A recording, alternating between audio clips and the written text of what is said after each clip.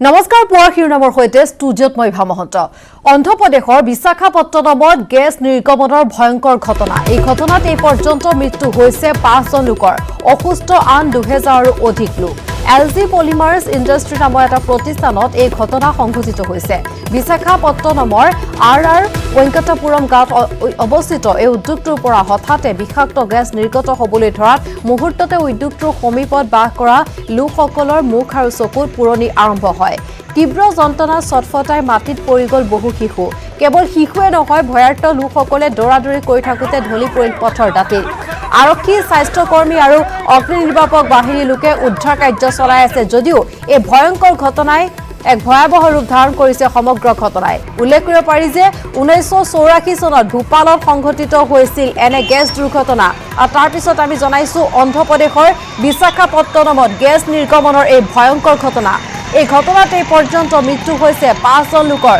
অসুস্থ হৈছে আন 2000ৰো অধিক লোক এলজি পলিমাৰ্ছ ইণ্ডাষ্ট্ৰি নামৰ এটা প্ৰতিষ্ঠানত এই ঘটনা সংঘটিত হৈছে বিশাখাপট্টনমৰ আৰআৰ ৱেংকটাপুৰম গাঁৱত অৱস্থিত উদ্যোগটোৰ পৰা হঠাতে বিষাক্ত গেছ নিৰ্গত হ'বলৈ ধৰাত মুহূৰ্ততে উদ্যোগটোৰ সমীপত বাস কৰা লোকসকলৰ মুখ চকুত পুৰণি আৰম্ভ হয় তীব্ৰ যন্ত্ৰণা ছটফটাই মাটিত পৰি যায় বহু শিশু কেৱল শিশুৱে নহয় ভয়াৰ্ত লোকসকলে দৌৰাদৌৰি কৰি থাকোতে ঢলি পৰে পথৰ দাঁতিত আৰক্ষী স্বাস্থ্যকৰ্মী আৰু অগ্নি নিৰ্বাপক বাহিনীৰ লোকে উদ্ধাৰ কাৰ্য চলাই আছে যদিও এই ঘটনাই ভয়াবহ ৰূপ ধাৰণ কৰাৰ আশংকাই দেখা দিছে ইতিমধ্যে আমি জনাইছো যে ইয়াৰ পূৰ্বে 1984 চনত ভূপালত সংঘটিত হৈছিল এনে এক গেছ দুৰ্ঘটনা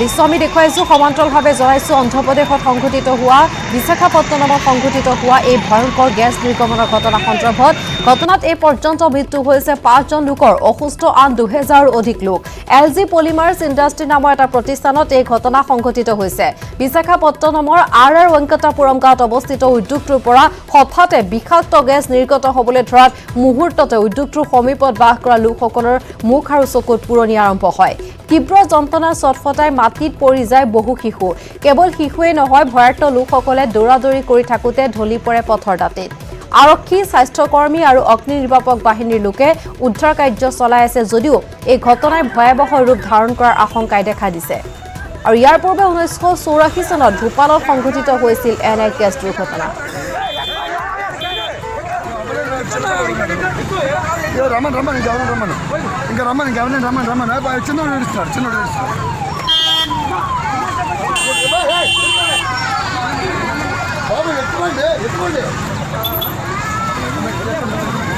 এক হাহাকাৰ অৱস্থাৰ সৃষ্টি হৈছে আমি দেখুৱাইছো এক ভয়ংকৰ পৰিস্থিতিৰ সৃষ্টি হৈছে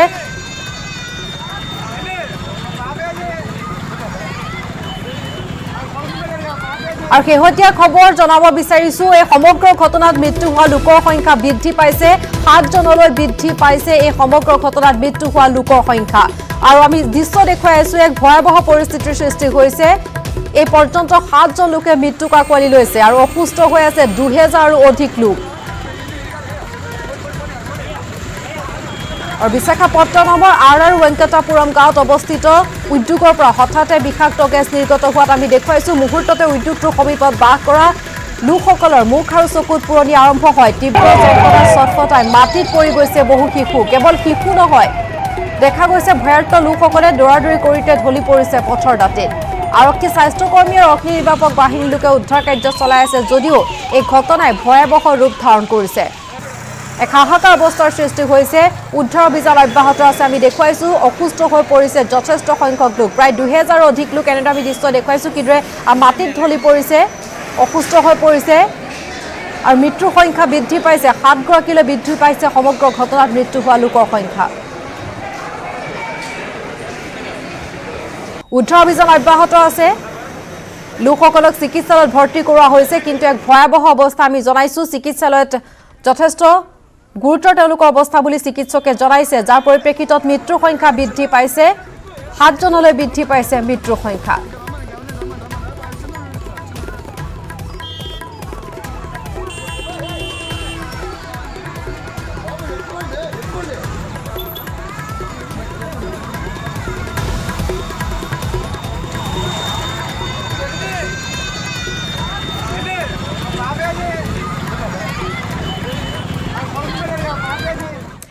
পৰৱৰ্তী খবৰ আগবাঢ়িছো কৰোনাৰ বিৰুদ্ধে যুঁজ দিয়া সকলক পুনৰ কৃতজ্ঞতা প্ৰধানমন্ত্ৰী নৰেন্দ্ৰ মোদী বুদ্ধ পূৰ্ণিমাৰ দিনা প্ৰধানমন্ত্ৰীগৰাকীয়ে বিশ্বৰ পৰা কৰোনা নিৰ্মূলৰ প্ৰাৰ্থনাও জনায় দেশবাসীক উদ্দেশ্যি দিয়া ভাষণত মোদীয়ে বুদ্ধৰ বাণী আজিও প্ৰাসংগিক বুলি মন্তব্য কৰে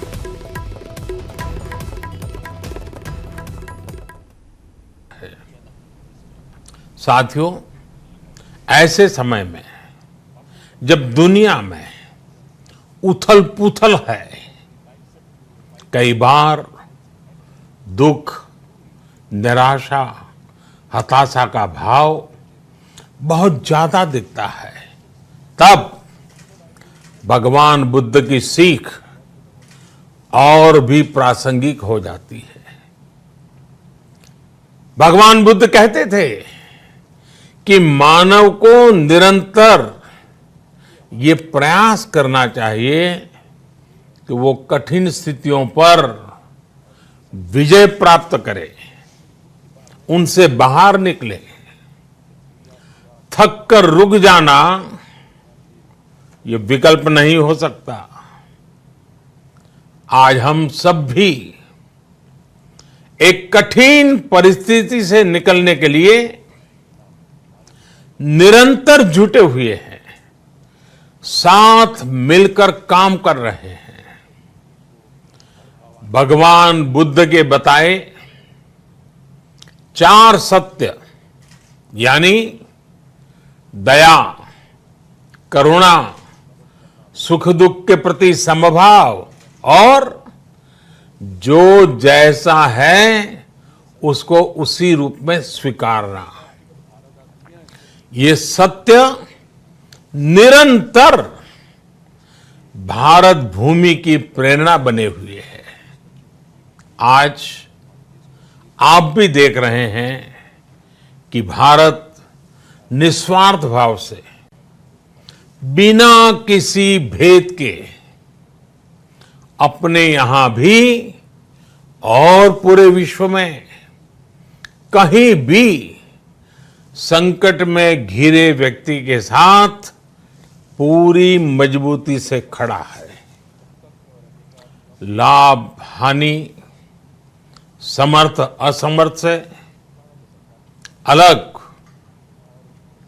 हमारे लिए संकट की ये घड़ी सहायता करने की है जितना संभव हो मदद का हाथ आगे बढ़ाने की है यही कारण है कि विश्व के अनेक देशों ने भारत को इस मुश्किल समय में याद किया और भारत ने भी हर जरूरतमंद तक पहुंचने में कोई कसर नहीं छोड़ी है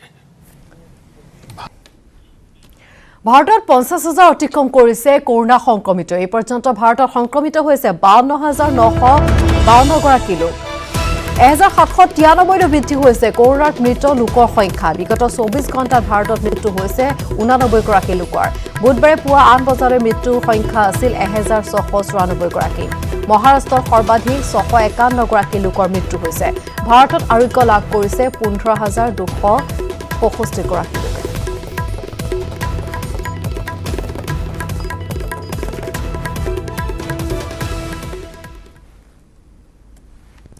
আৰু অসমত 45লৈ বৃদ্ধি হৈছে কৰোনা সংক্ৰমিত লোকৰ সংখ্যা ৰাজস্থানৰ পৰা উভতি অহা লোকৰ দেহত মহামাৰী কৰোনা আক্ৰান্ত লোকজন হৈছে শোণিতপুৰৰ কাছুগাঁও ফৰিদুল ইছলাম বাছযোগে লোকজনৰ সৈতে আহিছিল আন 45 গৰাকী শিলচৰত তেওঁৰ স্বাস্থ্য পৰীক্ষা কৰা হৈছিল কৰোনা সংক্ৰমিত লোকজনৰ ঘৰ শোণিতপুৰত বুধবাৰে ৰাজস্থানৰ আজমিৰ পৰা উপস্থিত হৈছিল শিলচৰত নিখা স্বাস্থ্য পৰীক্ষাৰ অন্তত হোম কোৱাৰেণ্টাইন কৰা হৈছিল লোকসকলক লকডাউনৰ বাবে ৰাজস্থানৰ আজমিৰ সহ বিভিন্ন ঠাইত আবদ্ধ হৈ পৰিছিল লোকসকল অসমত বৰ্তমান চিকিৎসাধীন 10 গৰাকী সংক্ৰমিত আৰোগ্য লাভ কৰিছে 34 জন লোকে ইতিমধ্যে মৃত্যু ঘটিছে সংক্ৰমিত এজন লোকৰ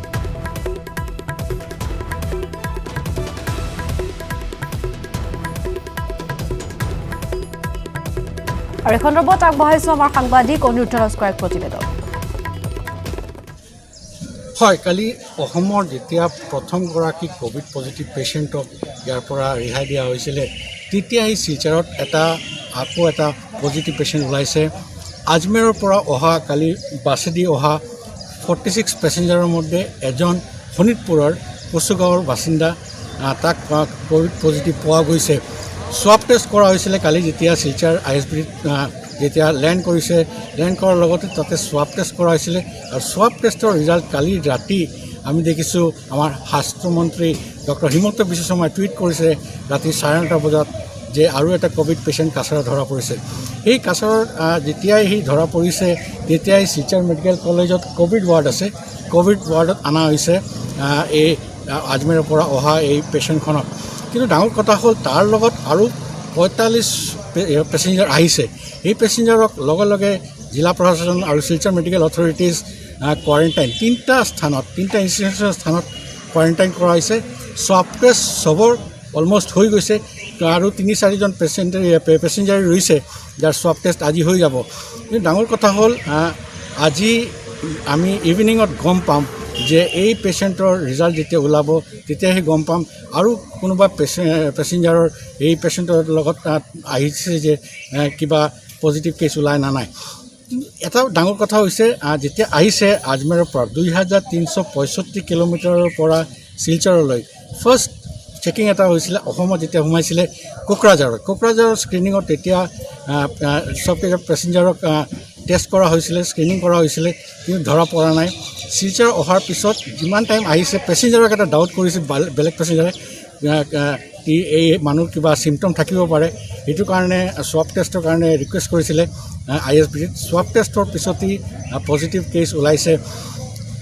এই যেতিয়া এই পূৰা যেতিয়া আমি ছিষ্টেমখন চাওঁ, এই প্ৰচেছখন চাওঁ, এই প্ৰচেছত এটা ডাঙৰ কথা হ'ল একেলগে 46 পেছেঞ্জাৰ এটা বাছত কেনেকুৱা আহিছে এইটো হ'ল ডাঙৰ কথা, এইটো ইনভেষ্টিগেট কৰিব লাগিব।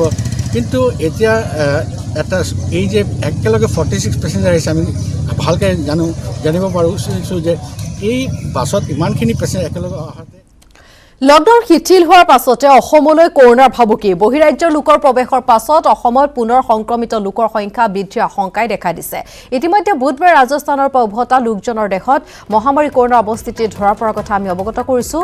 এই বাছখনত একেলগে অহা আন 45গৰাকী যাত্ৰীও সংক্ৰমিত লোকজনলৈ সংস্পৰ্শলৈ অহাৰ সম্ভাৱনা আছে। আৰু ইফালে BTADৰ প্ৰথমজন সংক্ৰমিত লোকে প্ৰৱেশ কৰিছিল পশ্চিমবংগৰ পৰা। শীঘ্ৰে অসমলৈ উভতিব বহিৰাজ্যত আবদ্ধ হৈ থকা আন লোকসকল।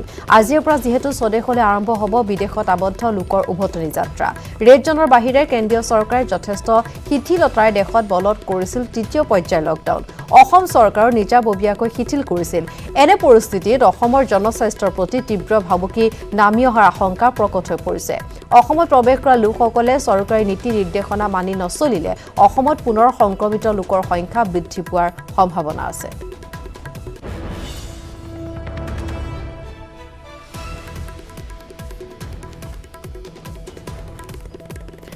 আৰু ভয়াৱহ হাৰত মহামাৰী কৰোনাৰ সংক্ৰমণ বৃদ্ধি পোৱা চুবুৰীয়া পশ্চিমবংগৰ পৰা অসমলৈ আহিছে কৰোনা সংক্ৰমণৰ ভাবুকি। আৰক্ষীৰ প্ৰশাসনৰ চকুত ধূলি দি শ্ৰীৰামপুৰ আৰু বক্সিৰহাটৰ পৰিৱৰ্তে উপপথ নদী পথে অসমত প্ৰৱেশ কৰিছে বহু লোকে। আৰু এই সন্দৰ্ভত নিউজ 18 অসম নৰ্থ ইষ্টত বাতৰি সম্প্ৰচাৰ হোৱাৰ পাছতে অসমত প্ৰৱেশ কৰা সকলো পথ উপপথ চিল কৰাৰ আশ্বাস প্ৰদান কৰিছে মুখ্যমন্ত্ৰী সৰ্বানন্দ সোণোৱালে। বুধবাৰে আন্তঃৰাজ্যিক সীমান্ত ভ্ৰমণৰ সময়ত মুখ্যমন্ত্ৰীগৰাকীয়ে এই আশ্বাস প্ৰদান কৰে। ধুবুৰী জিলাৰ 15টা স্থানত আৰক্ষীয়ে পহৰাৰ ব্যৱস্থা কৰাৰ লগতে কোকৰাঝাৰত নদীপথ তথা উপপথসমূহত পহৰাৰ বাবে সীমা সুৰক্ষা বলৰ কোম্পানী এটা নিয়োজিত কৰা হৈছে। ধুবুৰী জিলাৰ তামাৰহাট থানাৰ অন্তৰ্গত অসম-বংগ সীমান্তৱৰ্তী পাকুৰিগুৰি, বেলপাৰাছৰ আৰু 15টা স্থানত কৰিডৰ হিচাপে ব্যৱহাৰ কৰিছে বহিৰাজ্যত কৰ্ম কৰি অহা অসমৰ শ্ৰমিক আৰু আন লোকসকলে। আনহাতে কোকৰাঝাৰ জিলাৰ গোসাইগাঁও থানাৰ গৰুমাৰাছৰ আদিকে ধৰি কেইবাটাও অঞ্চলৰে বহিৰাজ্যৰ পৰা গোপনে শ্ৰমিক তথা আন লোকসকল সোমাইছে অসমত। পশ্চিমবংগ আৰু বহিৰাজ্য ধৰক বিহাৰ, UP, মহাৰাষ্ট্ৰ, ৰাজস্থান, গুজৰাট এইবোৰ ঠাইৰ পৰা অসমৰ যিবোৰ নিবনুৱা শ্ৰমিক তাত কাম কৰি আছিল তেওঁলোকে লকডাউনৰ কাৰণে তাততো ৰখি আছিল।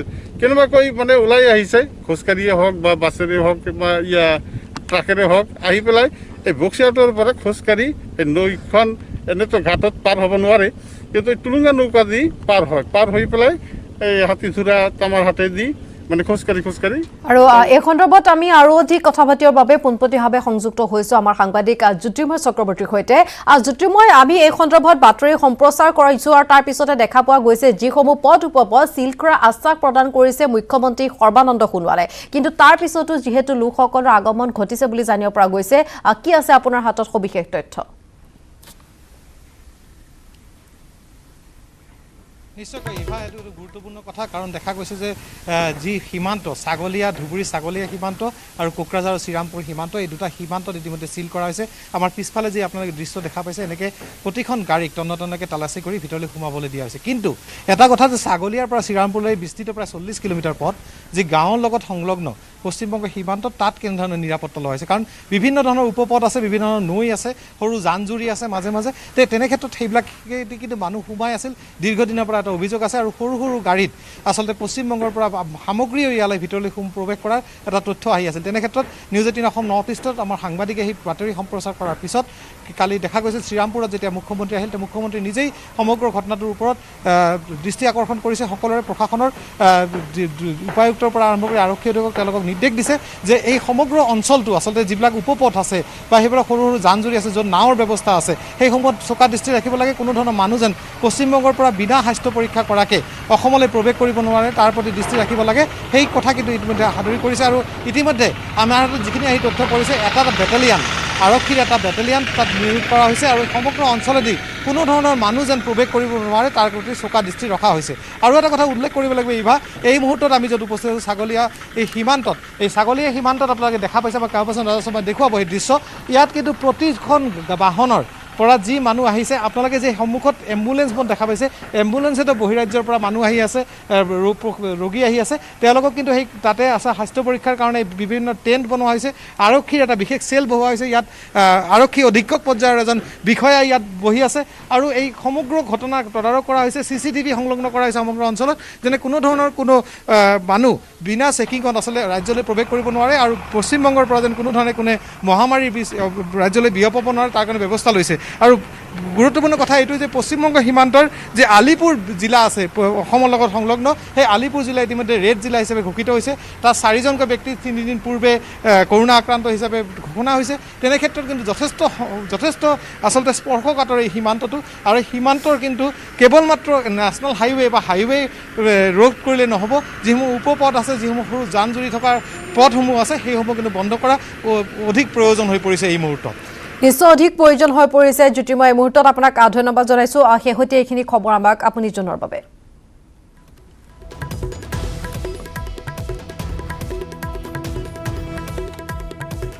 আমি জনাই আছোঁ কিদৰে লকডাউন শিথিল হোৱাৰ পাছতে এতিয়া অসমলৈ বহিৰাজ্যত আবদ্ধ লোকৰ সোঁত বৈছে।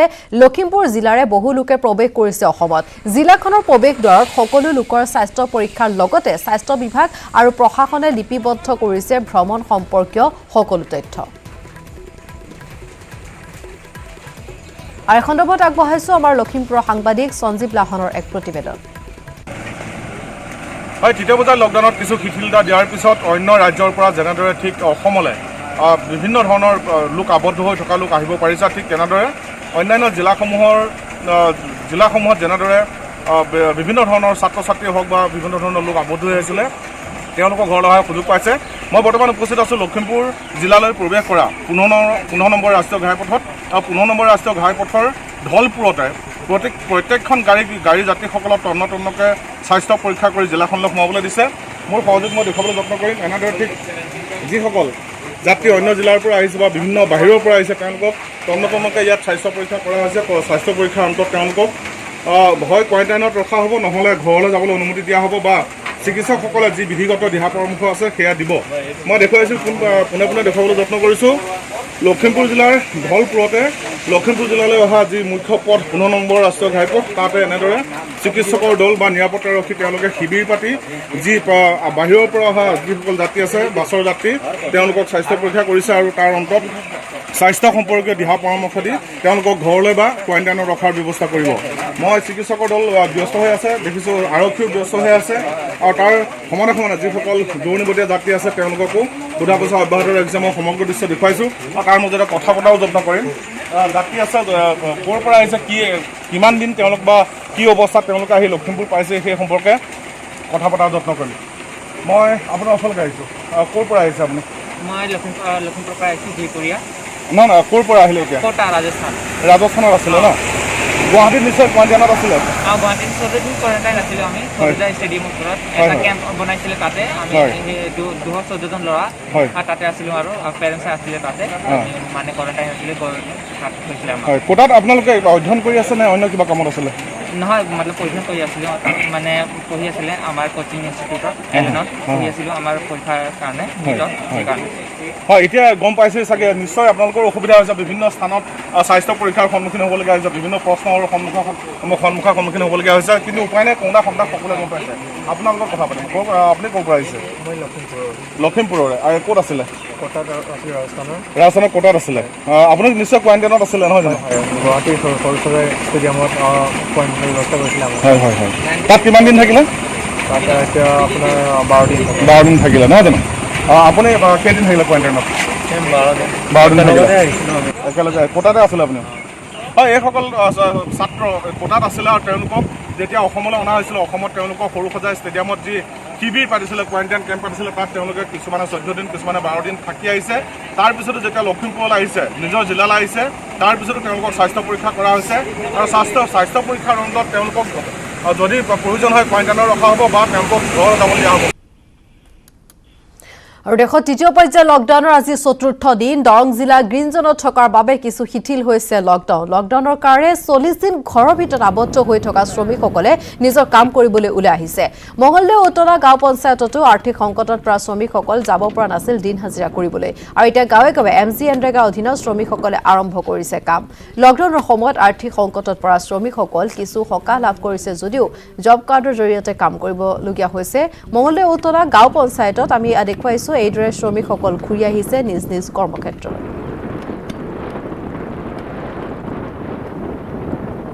নিশ্চয়কৈ যি তৃতীয় পৰ্যায়ৰ লকডাউন চলি আছে আৰু তৃতীয় পৰ্যায়ত কিন্তু কিছু শিথিলতা দিছে, যিহেতু দৰং জিলাৰ গ্ৰীণ জোনত পৰিছে আৰু গ্ৰীণ জোনৰ পৰা জিলাসমূহত কিছু শিথিলতা দিয়াৰ লগে লগে শ্ৰমিকসকল কাম কৰিবৰ কাৰণে ওলাই আহিছে। আমি উপস্থিত আছোঁ মঙলদৈ সমষ্টিৰ অন্তৰ্গত ঔতলা গাঁও পঞ্চায়তৰ বেছিমাৰী গাঁৱত, যিখন গাঁৱত যিসকল কৃষক বা যিসকল শ্ৰমিকে দিন হাজিৰা কৰি চলে, তেওঁলোকে কিন্তু খোৱাৰ কাৰণে আৰ্থিকভাৱে সংকটত পৰিছিলে। আৰু এতিয়া যি পঞ্চায়তসমূহৰ কাম আৰম্ভ হোৱাৰ লগত তেওঁলোকে পুনৰ কাম কৰিবৰ কাৰণে ওলাই আহিছে। আমি তেওঁলোকৰ ওচৰলৈকে যাম, কথা বুলি যত্ন কৰিম। যিহেতু দাদা বহুদিন লকডাউন হৈ থাকিল, 40 দিনতকৈ বেছি লকডাউন হৈ থাকিল, কিছু শিথিলতা দিয়াৰ লগে লগে আপোনালোকে পুনৰ কাম কৰিবলৈ আৰম্ভ কৰিছে। কেনেকুৱা অসুবিধাৰ সন্মুখীন হৈছিলে এই 40 দিনতকৈ অধিক সময়? আমিতো এইকেইদিন বহুত অসুবিধাৰ সন্মুখীন হৈছোঁ, কাম বিচাৰি কাম নাপাওঁ। আৰু ধৰ আমাৰ এই যেতিয়া বৰ্তমান পঞ্চায়তে লকডাউনৰ সময়ত যিটো কাম দিছে, সেই কামখিনিৰ পৰা আমি যথেষ্ট সকাহ পাইছোঁ আৰু যাতে আমাৰ ভৱিষ্যতে এই পেট পুৰোৱাৰ এটা চান্স পাম বুলি ভাবিছোঁ আৰু সেইটোৱে। আৰু লকডাউনৰ সময়ত ক'তো কাম কৰিব যাব পৰা নাই? ক'তো পৰা নাই, কোনো খাদ্য আৰ্থিক আৰু বহুতে সংকট। আমাৰ ঘৰত বিভিন্ন ধৰণৰ অসুবিধা হয়, পইচা পাতিও নাই, ধৰ কাম বনো নাই, ঘৰতে এনে থাকোঁ। এতিয়া আমাৰ পঞ্চায়তে যিটো সুবিধা দিছে সেই সুবিধাত আমি অলপ পঞ্চায়তৰ যদি আকৌ পুনৰ কাম কৰিব আৰম্ভ কৰিছে? হয়, কাম কৰিছোঁ। কামলৈকে ঘূৰি আহিব লগা হৈছে? কাম কৰি হাজিৰা এনেকুৱা দেখিবলৈ পোৱা গৈছে এতিয়া যে হাজিৰা কৰিবৰ কাৰণে লোকসকলে কিন্তু বিচৰা নাই। এতিয়া কাৰো হাতত পইচা নাই, সেই পইচা নোহোৱাৰ অৱস্থাত আৰু কোনে হাজিৰা লগাব? আৰু সেই আমি হাজিৰা বিচাৰি হাজিৰাও নাপাওঁ। এতিয়া এই পঞ্চায়তে যিটো সুবিধা দিছে সেইটোত আমি যথেষ্ট নিশ্চয়কৈ ইতিমধ্যে কৈছোঁ, যিহেতু লকডাউন চলি থকাৰ কাৰণে আৰ্থিক সংকটত পৰিছিলে সকল শ্ৰমিক। এতিয়া যি পঞ্চায়তসমূহত চলি থকা যি কাম, এই কাম আৰম্ভ কৰাৰ লগে তেওঁলোকে কিন্তু এই ধৰণে পুনৰ কামলৈ ঘূৰি আহিছে। এতিয়া কিছু কামৰ কাৰণে পুনৰ ঘূৰি হয়, এতিয়া লকডাউনৰ কাৰণেতো আমাৰ যথেষ্ট অসুবিধা হৈছিল। এতিয়া আমাৰ বৰ্তমান ভালৰ ফালে ঘূৰি আহিছে আৰু ধৰক লকডাউন অলপ শিথিল হোৱাও গম পাইছোঁ। আৰু আমাৰ এনৰেগাৰ জৰিয়তে আমি এতিয়া বৰ্তমান কাম কৰি আছোঁ। হয়, কি ক'ব? যিহেতু কিছু শিথিলতা দিয়াৰ লগে আপোনালোকে পঞ্চায়তৰ মত কাম আৰম্ভ হৈছে, কি ক'ব? হয়, যে আমাৰ যিখিনি লোক আছে, তেওঁলোক শ্ৰমিক লোক আছে, তেওঁলোকে যথেষ্টখিনি অসুবিধাৰ সন্মুখীন হৈছে। তেওঁলোকে দৈনন্দিন ভাতমুঠি মোকলাবৰ কাৰণে তেওঁলোকৰ অসুবিধা হৈছে। আৰু যিহেতু সকলোৱে কষ্ট কৰি খোৱা মানুহ, এইখিনি সময়তে আমাৰ ভাৰত চৰকাৰৰ নিৰ্দেশ, অসম চৰকাৰৰ নিৰ্দেশ মতে তেওঁলোকে আমাক এটা সুবিধা দিছে যে আমি জব কাৰ্ডত আমি কাম কৰিব পাৰোঁ বা MGNৰেগা, মহাত্মা গান্ধী MGNৰেগাৰ অধীনত আমি কিছু কাম কৰিব পাৰোঁ। সেই গতিকে এইটো এটা পথাৰৰ মাজত এগ্ৰিমেণ্ট এটা আমি কৰিবলৈ প্ৰয়াস কৰিছোঁ। পৰৱৰ্তী খবৰ ৰাজ্যত বাধ্যতামূলক হ'ব মাস্ক পৰিধান কৰাটো মাস্ক নিপিন্ধা লোকে ভৰিব লাগিব জৰিমনা 500 টকা জৰিমনা বিহিব প্ৰশাসনৰ লোকে ৰাজ্য চৰকাৰে ৰূপায়ণ কৰিব নতুন আইন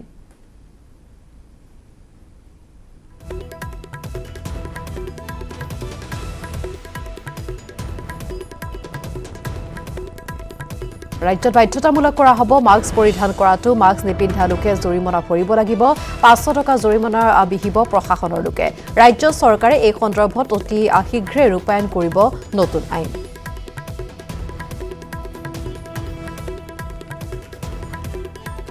ইয়াৰ লগতে সময় পুৱাৰ শিৰোনামৰ পৰা বিদায় লোৱাৰ নমস্কাৰ